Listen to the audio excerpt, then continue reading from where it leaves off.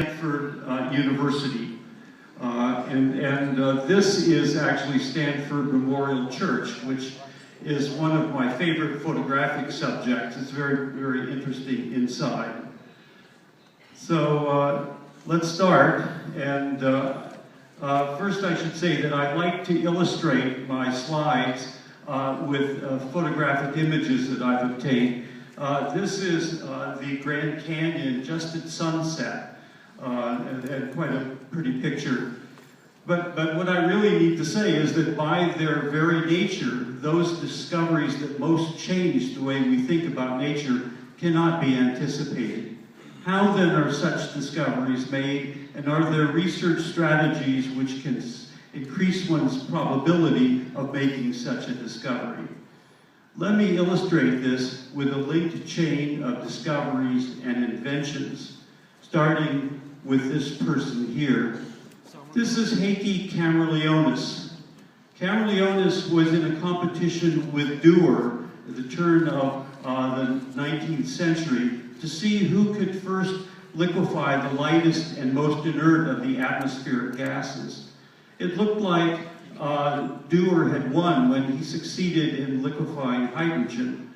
But eventually, Camerlionis was able to acquire a substantial amount of helium gas, which was very rare at that point. And so he decided to liquefy the helium, and then, which he did, he liquefies at a temperature of about 2 Kelvin, and then he pumped on the vapor above the liquid helium in order to cool it further to see where liquid solidified. Now, he tried this experiment for several months. However, the liquid helium never solidified. Indeed, I have cooled liquid helium down to a temperature of 1/10,000th of a degree above absolute zero, and it stays very happily in a fluid state. The reason for this has to do with the Heisenberg uncertainty principle and the very light nature of the helium atom and its inertness. So eventually, Camerlionis decided to try to answer some other interesting question of the day using his fancy refrigeration devices. And people had argued about what would happen to the conductivity of a very good metal if you could cool it all the way to absolute zero. One argument was that as you cooled it, the conductivity would increase to a higher and higher value.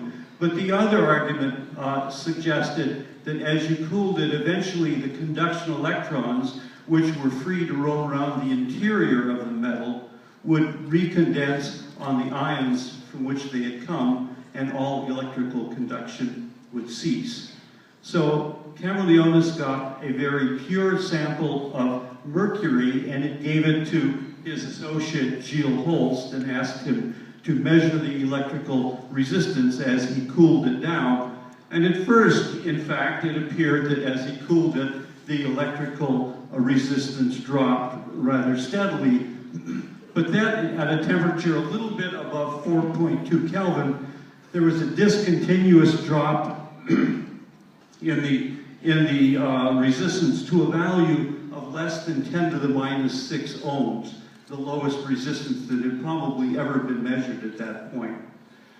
So the reason, we now understand the reason for this drop was in fact that mercury becomes a superconductor at a temperature of about 4.25 Kelvin. So this drop is in fact due to the fact that mercury became a superconductor. And of course, we've been studying superconductivity ever since that time. So let's look at the relevant research strategies that allowed this discovery by Camerlionis to be made. First, use the best instrumentation available, and he had created this series of refrigeration devices which allowed him to actually study matter at a lower temperature than had ever been seen. Don't reinvent, borrow technologies you can. Dewar had invented the Dewar flask in order for him to cool to lower temperatures, and Camerlionis did not hesitate to borrow this technology from his bitter rival and in fact use it to his advantage. I'll let the translator catch up. I apologize. Look into an unexplored region of the physical landscape. When you do that, that's where you could expect to see new behavior. And finally, failure might be an invitation to try something new. And I'll illustrate that in a minute, but finally, beware of subtle, unexplained behavior. Don't dismiss it. And I don't know how many people have seen something that they didn't understand and dismissed it as being an artifact of their measurement.